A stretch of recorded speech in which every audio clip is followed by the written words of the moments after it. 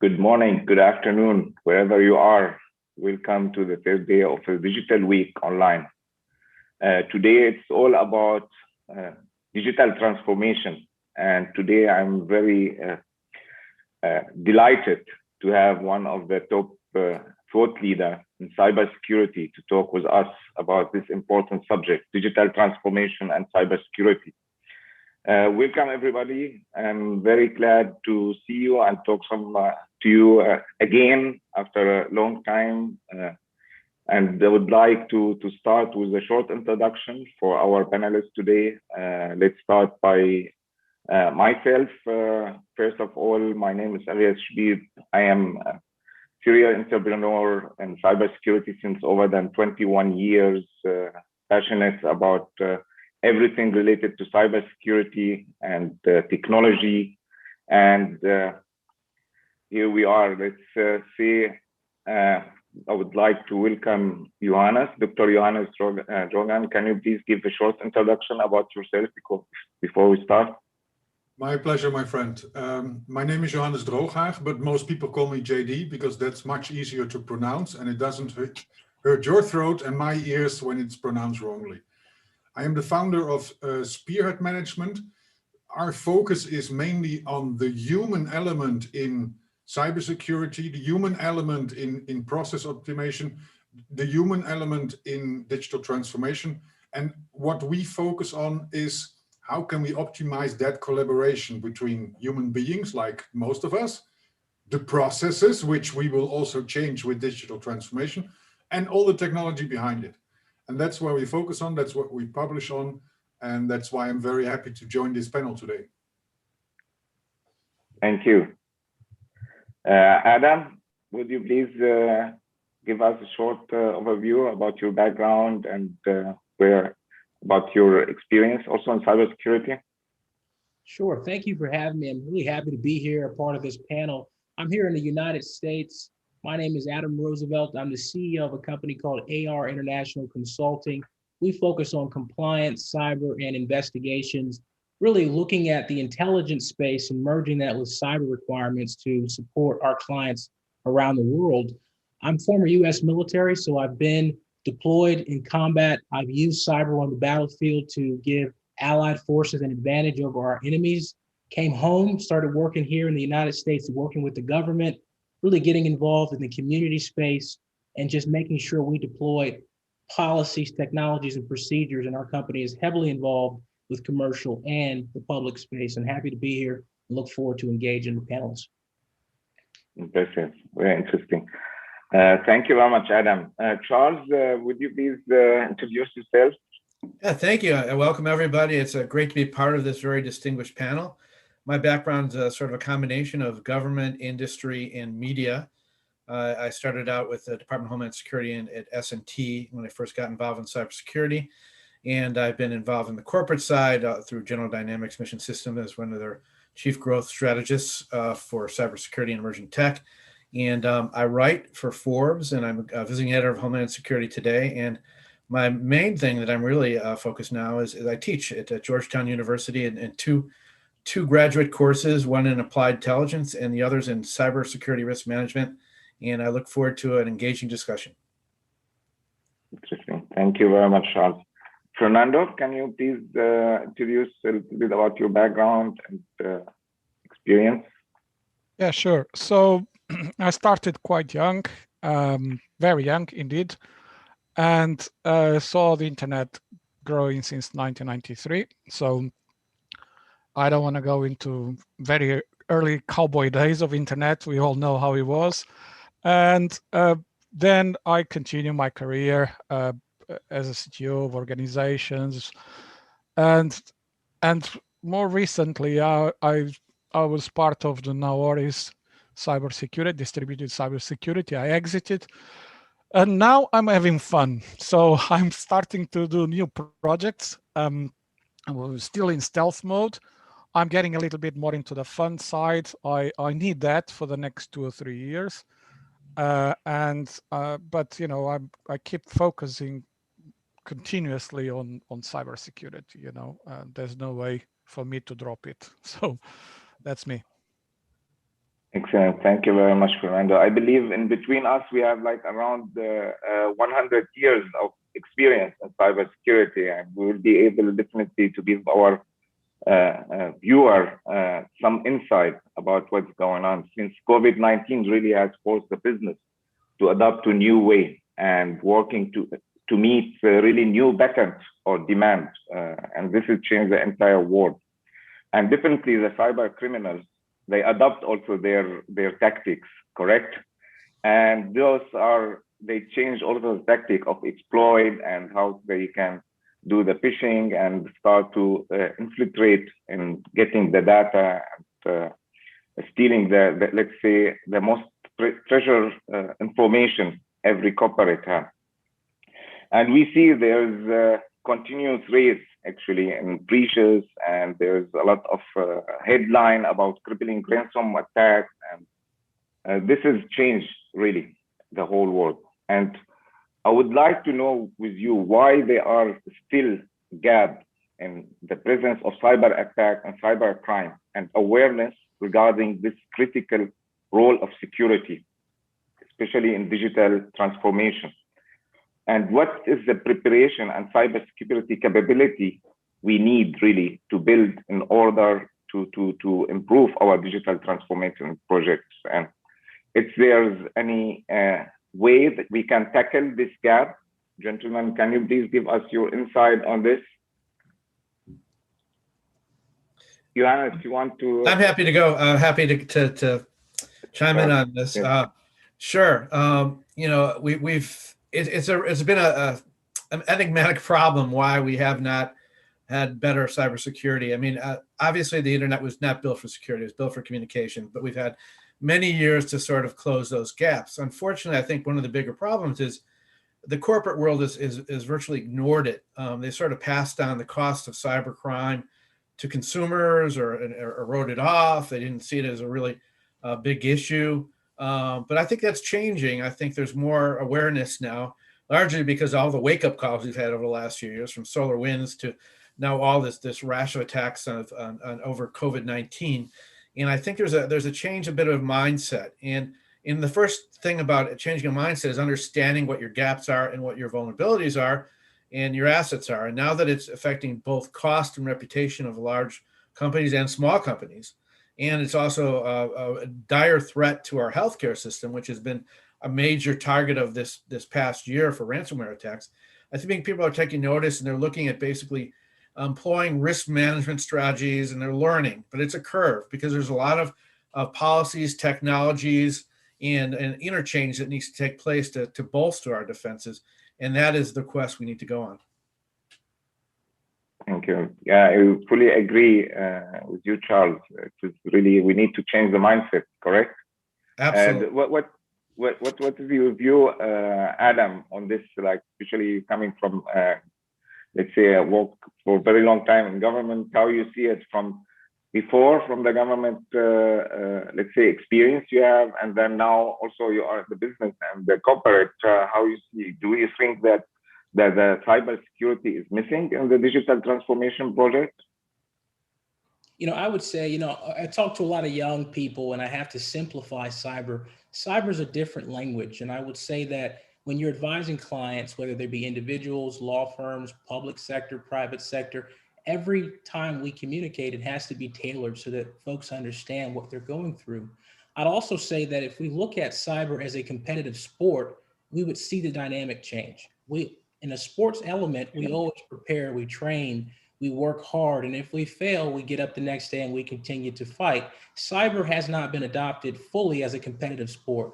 And I'll tell you that that's one of the big issues. But underneath that is cost, culture, top-down buy-in, and understanding why we need to win and how we win in this space. Let me just give you a quick scenario here in the competitive landscape. You've got lawyers who are preparing for litigation cases and need cybersecurity forensics experts. You've got CIOs who are trying to protect data because it's a regulation requirement.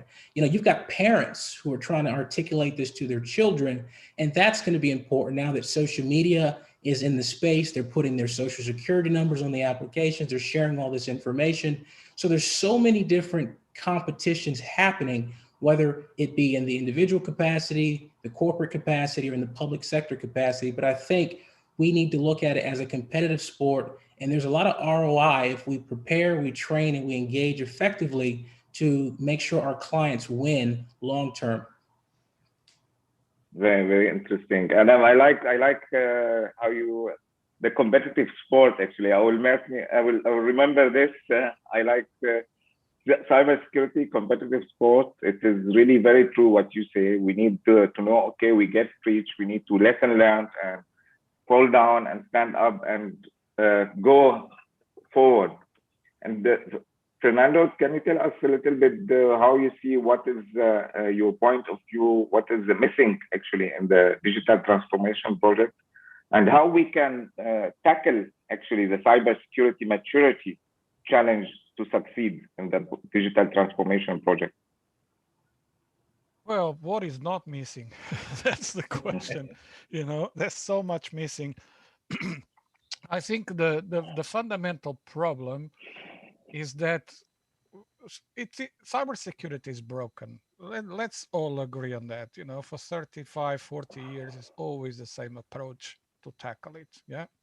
So there's a lot of gaps out there, and there's a lot of also synergies that exist between existing large players, existing large consultancies, and they continue to use the same approach, the same methods. Yeah.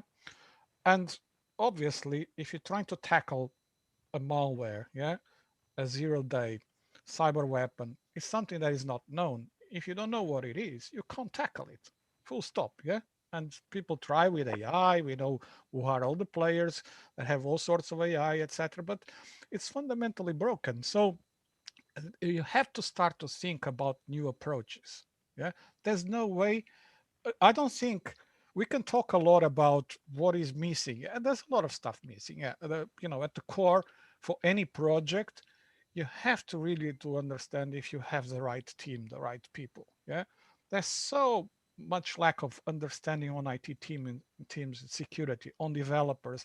I remember like 10 years ago or 12, I think already, that Microsoft sent all of their developers to boot camp over 2 or 3 years, training in security. Yeah, and they became better at that. So I think it's an education, first of all. It is about building up the teams that can really understand all the small details about security. And as you are creating those teams for those projects of digital transformation, you really need to do it from the ground up. Yeah. Otherwise, there's a lot of gaps that you're going to find. Well, you will not find those gaps, but somebody will.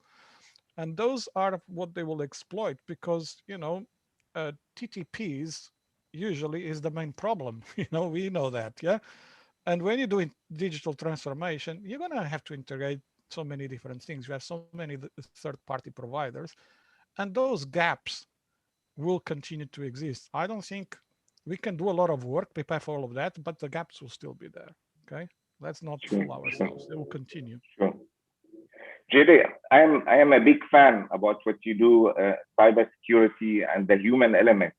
How is your view actually? What is the human element? What is what we can do to tackle this gap? And I want to get back later on you, Fernando, about the new approach. You say new approach. We need to go for new approach. I'd like to hear a little bit more from you and from the gentlemen here, Adam and Charles. What is the new approach we need to do actually to tackle this gap? But I would really like to hear, JD, what is the human element and how you have been doing this now in the last couple of years? Well, the human element journey in cybersecurity and digital transformation and the publication and research we share on that topic started around 5 years or 6 years ago based on a conversation with my friend Chuck Brooks on LinkedIn about human errors and how they are a much bigger component than technical errors. And I was so intrigued by that conversation with Chuck that I decided with my team, let's put the data behind that so we can actually see how big that is. And The publication is available on my website for free. I think everybody should have a look at it. And it documents how big the human aspect, but that's not the users. It is the technicians and the administration, configuration failures, management failures, etc., etc. And all of that comes back to mindset, as we mentioned a couple of times today already. It's also about leadership. When we look at a company or a corporation or an organization, we can have all kinds of wonderful purposes and thoughts and slogans, but we all know, we come from the field, we all know that nothing happens without approval for budget and resources. So if your boss does not approve the budget and the resources that you need, there is not much that you can actually actively do. And in the field of cybersecurity, we still have this problematic mindset, and Chuck as well has addressed that many times, that we look at the cost of cybersecurity. We still have not learned to look at the benefits, the business benefits of cybersecurity. And as we have seen in the past 2 months, also the cost when we do not take care of cybersecurity. And the rule in cybersecurity is very, very simple. Prevention, no matter how much it will cost, is still cheaper than solving an actual cyber incident. It's not just about the cost that you have to repair it and reconstruct your infrastructure. It's about the damage to your image. It's about the damage to your customer trust. It's about you have lost information which you need, etc., etc., etc. So the cost package is much bigger, and we need to learn to focus on the business benefit of cybersecurity and the business benefit by avoiding the cost of a cyber incident, and stop looking at, that's 2 more people and 5,000 euros or $10,000 to get something. It's a USP. You have it and you're better at the others. It's a competitive sport, and you have to make sure that you are better than the others, and you have to stay ahead of the pack. That's the way we do. So it starts between our ears, in our brain, in the way we think. And that starts with leadership, that is with budgeting, that is with accounting, that is with planning, that is with making people available, etc., etc. And that's the big thing, I believe. Yes, exactly. I fully agree with you. We need to change the mindset from reactive to proactive, because there's a lot of reports out there. The average, I believe, the average cost for a breach, data breach, is around $7 million. The average. It means $7 million if my company gets or my data gets breached, and out there, the average 7 million. And besides the reputation, which can be actually long-term, losing customers, losing reputation. We work usually 25 years to build your reputation, and you lose it in one cyber attack. And this is really the people on top, the decision maker, really to change this mindset. Okay, do I invest now or I invest later? Do I invest now cheap, or I will pay the price very high later? Correct?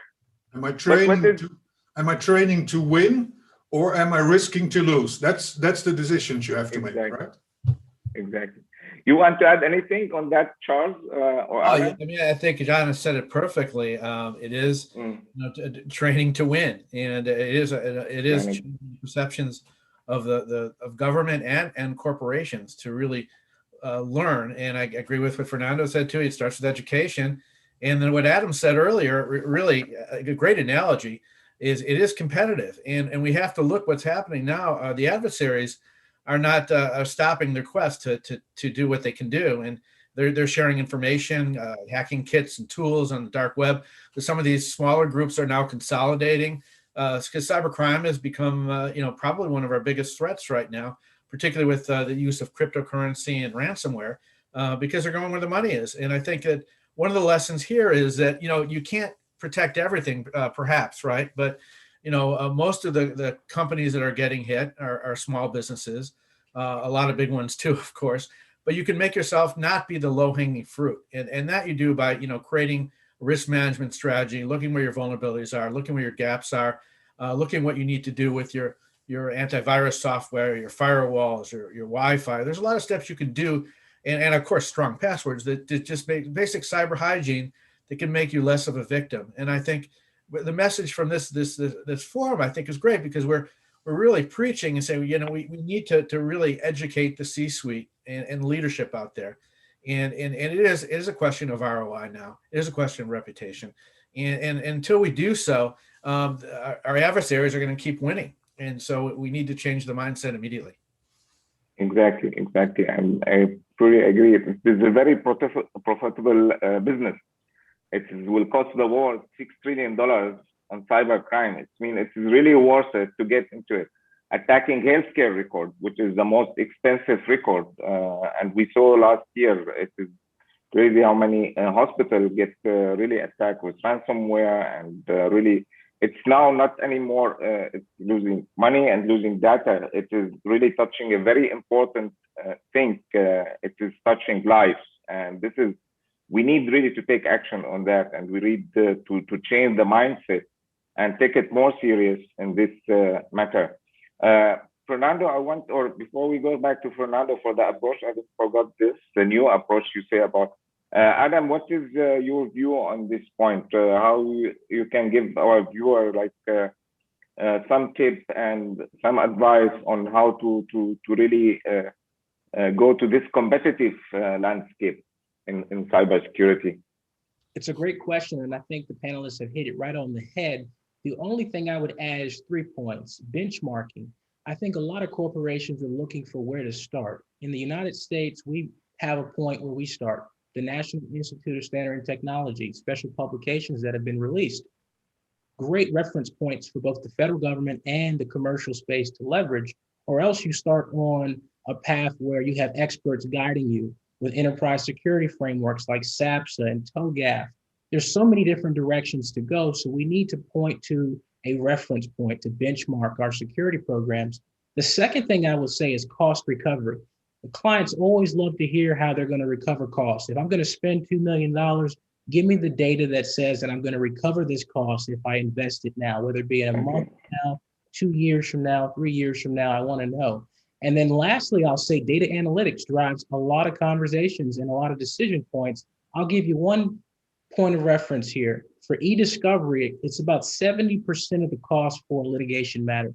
It could cost $1.9 million per year just for e-discovery. And Fortune 1000 corporations, they're spending over $100 million a year in e-discovery costs. Great data point. So I think as we become advisors to these prospect clients and organizations, those 3 points, benchmarking, cost recovery, and data analytics will help drive those decisions. And I think they're effective for the sales partner as well as the recipient of those services. Yes, it's $100 million only on the e-discovery cost. Wow, this is a big number, really. We need to think again where to spend the money. Fernando, can you tell us what are how we can tackle the cybersecurity maturity? What is the new approach you're talking about? What is your tip for the new approach in tackling these gaps in digital transformation project and the cybersecurity maturity level?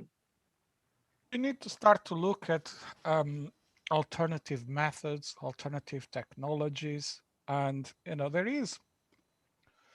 there are some players, yeah, and the problem is for those players and for those approaches to take off, it's quite difficult to break through existing approaches and players because they are too big. And like I said, there's already so much going on between these players, consultancies, large, I'm talking about very large consultancies, top 5.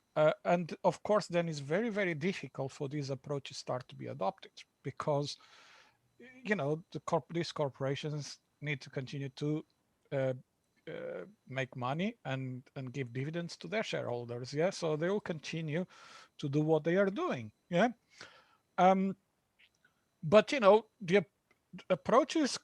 I give you an example. Yeah, IPFS. Yeah, I mean, there's ways to use IPFS and then put those hashes in the blockchain. Yeah, and that makes really very hard for an attacker to get all of your data. For example, yeah, I mean, there's really clever approaches that can be implemented on organizations, but organizations then go through all the usual benchmarking processes, that, these technologies versus that technologies, how many years they are in the market. We know how it's all done, and the risk becomes higher for any corporation to implement new approaches and new technologies. So it will be very, very difficult unless if you have, like I say, education doesn't come only from the bottom, yeah, from your programmers, from your IT staff, comes to the board level, yeah. Trying to educate, you have to take different approaches and be a more, how should I explore a little more new technologies, and try to bring those technologies and see how you can actually then not only benefit from it, but like Adam said, reduce the costs, because then you can reduce the costs. Now, it's tricky because I've been in this situation, once you go to an IT department, you tell to the CISO, well, you might not be part of the IT department in some organization, but once you go and have a conversation with the CISO and you say, that team of 90 people you have there, we can reduce that to 20. He's already thinking about his power, his budget, there's so many of these politics in the organizations as well. So it's the problem has several dimensions, so it needs a really clever approach from smaller consultancies, for example, smaller players, to come and approach and try to convince those organizations and even governments to come and help them to implement these new technologies. As you know, Agias, when I was a part of Naoris, we implemented a quite revolutionary approach in terms of distributed cybersecurity, and it's very hard then to try to go and get people to adopt these new approaches, yeah? Yeah. And so I don't have the magic bullet, I'm just tackling some of the points that we all need to think about to break these, how should I say, what's the right word here? Is status quo, really. Yeah. What is really, really damaging us. And I would like to touch a point as we go through on what I think is probably the next big problem for all of us, which is open banking. Not many people are talking about cybersecurity in open banking. This could be absolutely, a huge problem for all of us, as we are opening more, yeah, banking. But we can talk about this a bit later, yeah, if you want to talk about that. Yeah, we are in the Digital Week Online, and we thank really the organizer for bringing all this from around the world, all the brightest mind. And today it's the Digital Transformation Day, and digital transformation is all about change, agility, speed, connectivity, real-time, customer experience, customer disruption, new technology, and all these hot things what we just talk about. How do you see really, but unfortunately, it is for a lot of people, they see the security, it is really the roadblocker, it's standing in the way, because each step you need to take in digitalization, you need to all the authentication and all this measurement and control you need to take to secure the data. Do you see, as an expert, that cybersecurity is enemy of digital transformation or friend? I would like really to hear your opinion on this. Well, again, if you allow me, I will kick off Yes. the answers on this, my friend.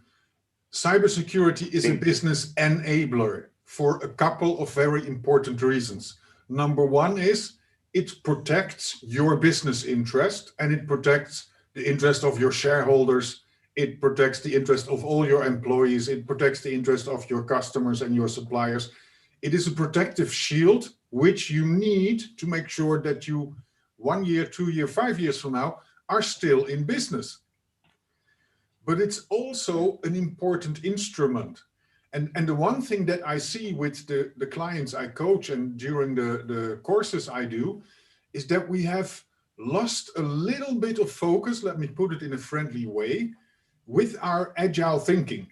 With our agile thinking, we have educated ourselves that pace is very important and that we can prioritize actions and that we can look at the potential value. And that's where it goes wrong, because we have not learned to see the actual value of cybersecurity. And I always explain it with the example of taxes. Nobody wants to pay tax. Let's be very honest. If you had the opportunity to pay less tax, you will.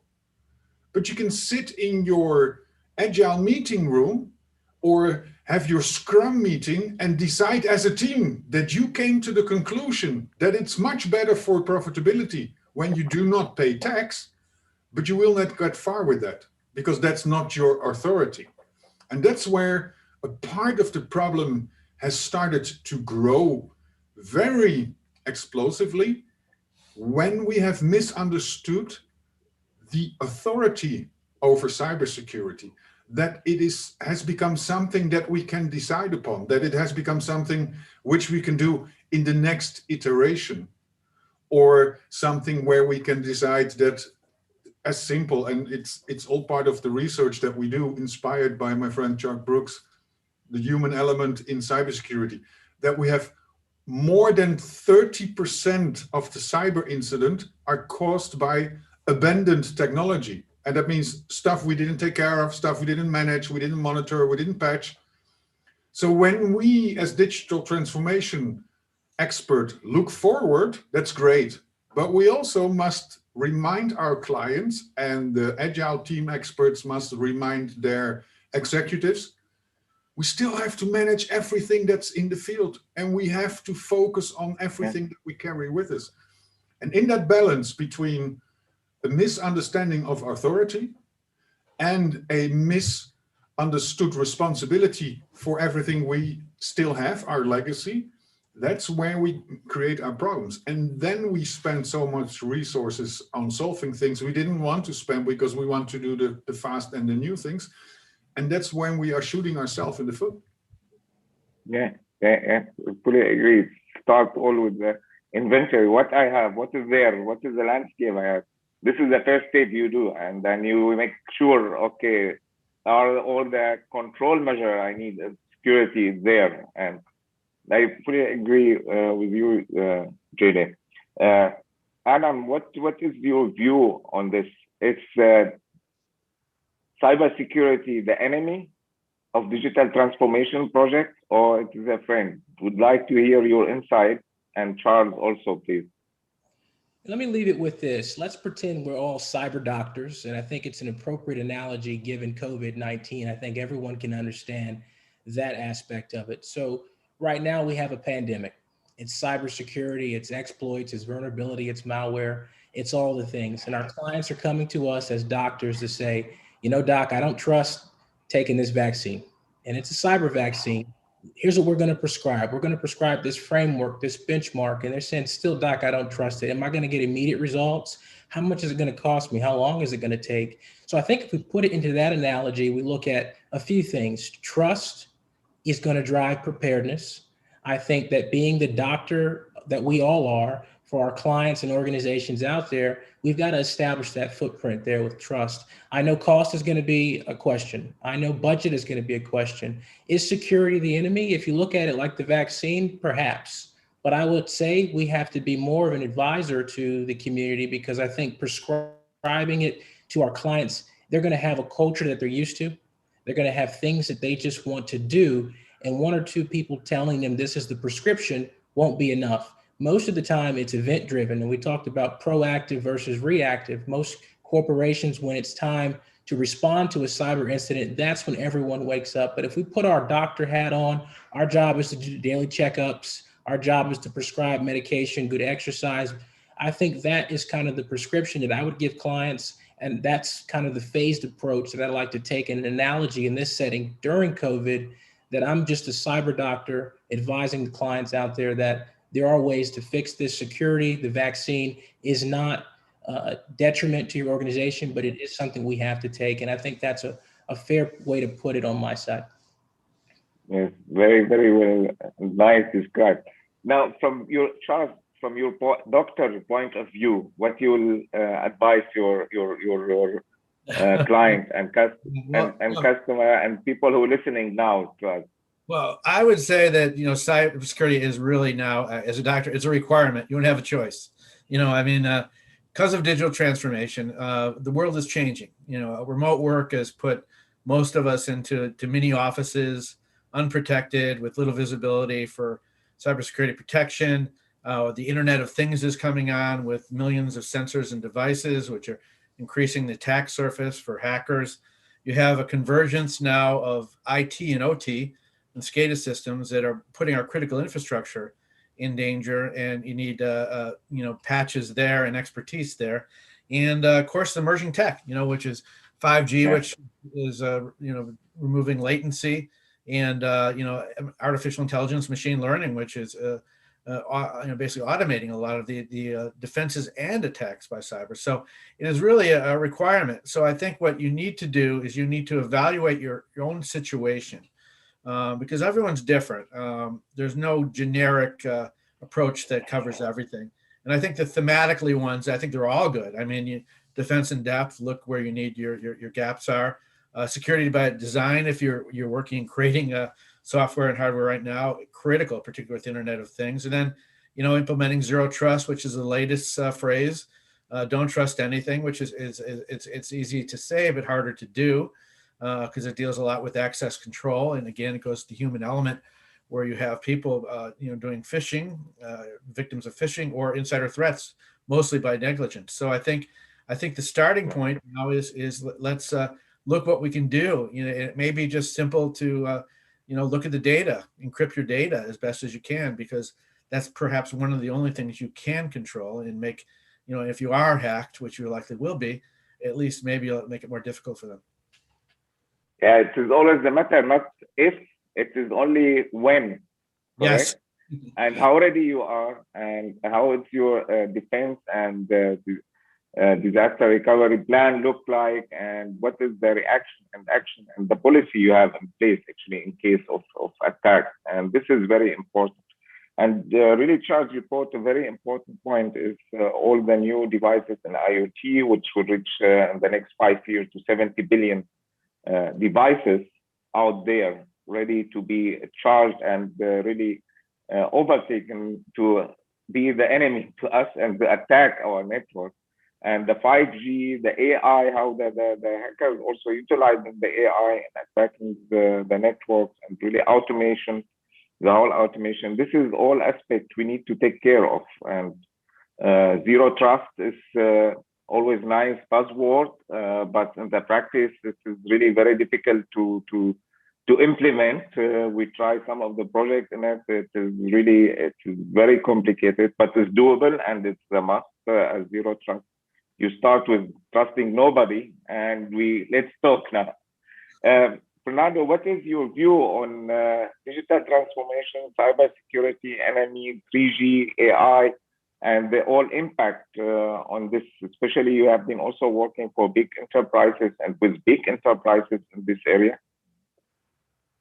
Well, if we, one of the things that I keep reminding people of this, is to, you have to be, you can't be afraid, of trying new things and having new approaches, and bring new blood or new consultancies that come with new, different approaches, new technologies. It's so important, especially because let's face, everything is about data. Okay, these guys that are going to come through your network, they just care about one thing: it's the data. And you have to find ways to protect your data. And I know it's difficult once you get. One of the things I was mentioning about open banking is the TTPs. Now you have to start to open and get all of the data across. You don't understand what is the network of a third-party supplier and their third-party suppliers, and it becomes very hard. But you can implement some standards, that you expect your suppliers to live upon, and I mentioned one of the approaches, UIPFS your data, stick the hashes in a blockchain. You solve you kind of solve your problem. Again, depends really on the blockchain, depends on a lot of things. Okay, but let's make sure that we understand what those problems are first, and then if you have some of these approaches, then these conversations we are having, about enemy, not enemy, it disappears very, very quickly. Yeah, because you are actually finding real solutions that can help you to solve those problems. Yeah, and my advice is really just get a security, even if it's small, yeah, a security R&D team. Yeah, just go and find what is out there that can actually help you, or a small consultancy that can actually say, we can help you with this stuff, we can structure this type of team with you, we can work with you to build up this small capability, but enables you to tackle these problems in a different way.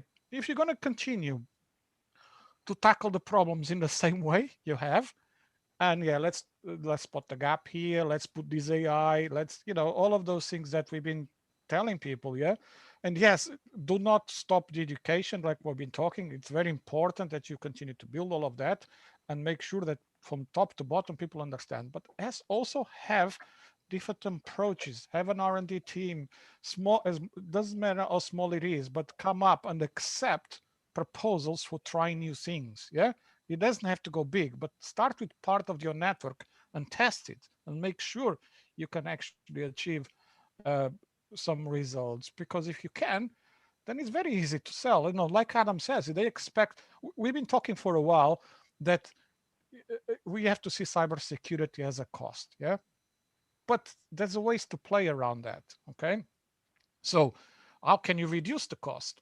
Yeah, you still can apply different methods, yeah, different technologies, and bring down that cost, and that's the money you're going to save. Yeah, and for any board, especially during these difficult times, think about what is in their mind. It's not about increasing their budgets. Security problem in IT, they actually think about cutting them down. So you have to be creative about how you're going to provide better security, yeah, and how you can tackle some of these internal problems that you're going to have in politics, really. And I think the way out is to try these new technologies, these methods. Yeah.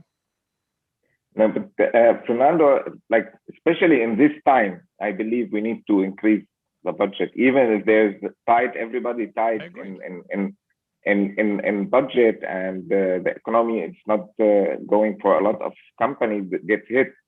But if you see, you have the home worker, and this is really open a lot of backdoors and a lot of problems, create a lot of problems for a lot of company there, because the employee need to work from home.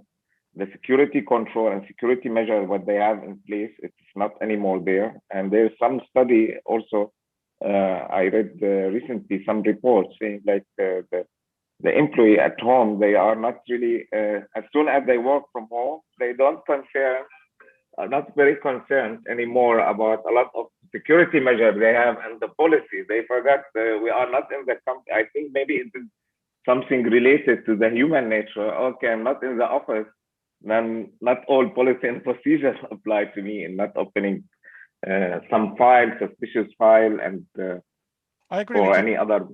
I agree with you, Agnes, that immediately, you have to tackle these problems. Yeah, no doubt whatsoever. So I was talking more about, digital transformation, about how you're going to go forward. Yeah, in the projects, in the things you're trying to implement.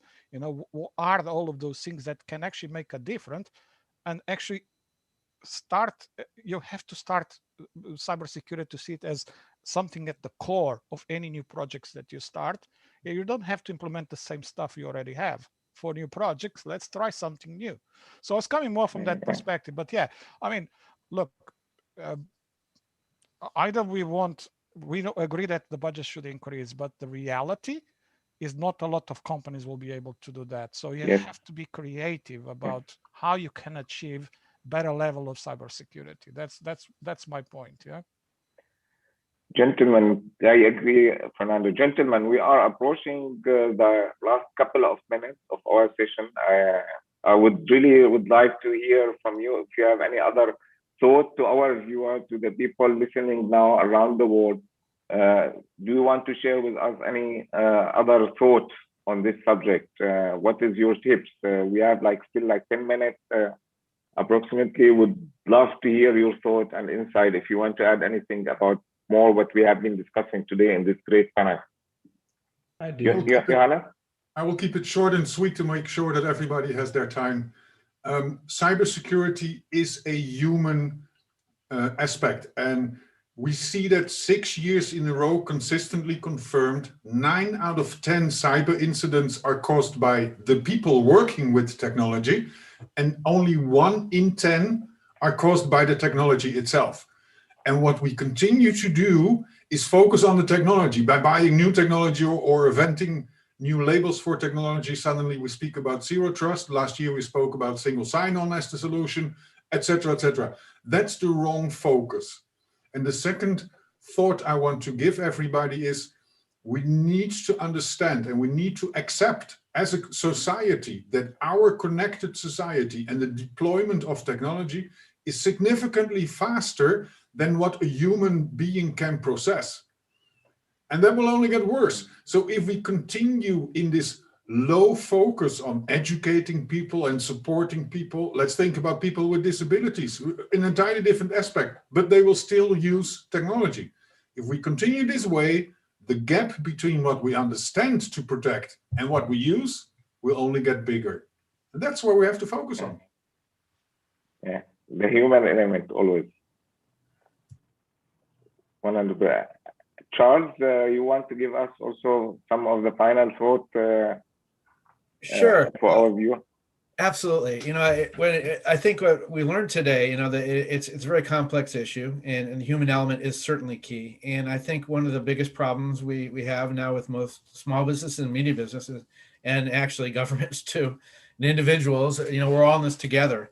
And the first thing you need to do is have a strategy. And if you're not able to develop that strategy yourself, go get outside expertise, consultants, small businesses.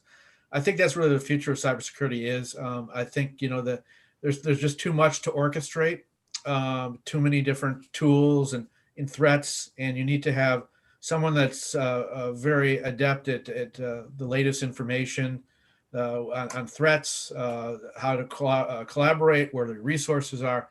And I think this is going to be indispensable in the future for cybersecurity. And I think this is really where expertise needs to be shared and developed, particularly among young people in training. It's not necessarily just the IT element.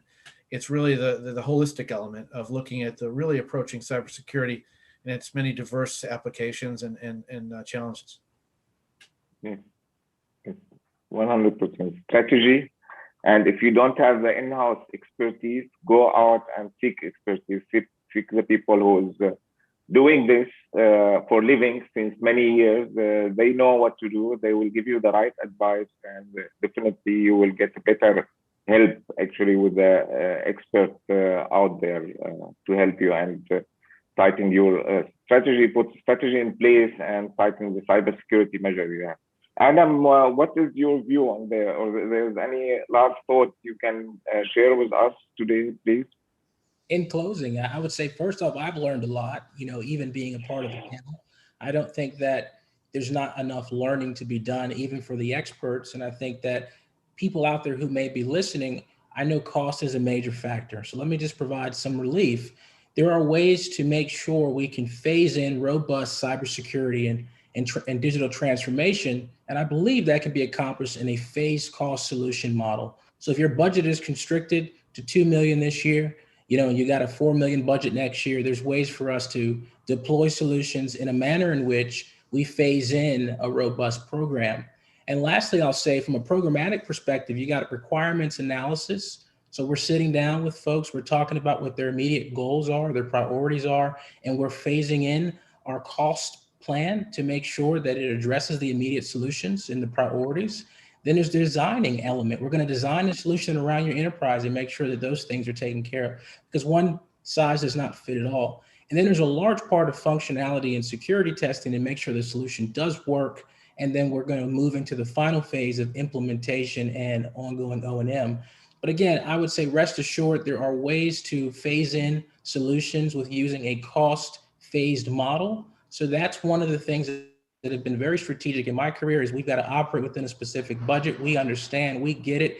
And then really what happens is we roll these solutions in, the CIO, the CISO, the C-suite stakeholders are going to see the importance of that as their peers in industry are going through certain cyber ransomware attacks and things of that nature, which will wake up the world and industry in your space to help you move forward with the decisions that are necessary.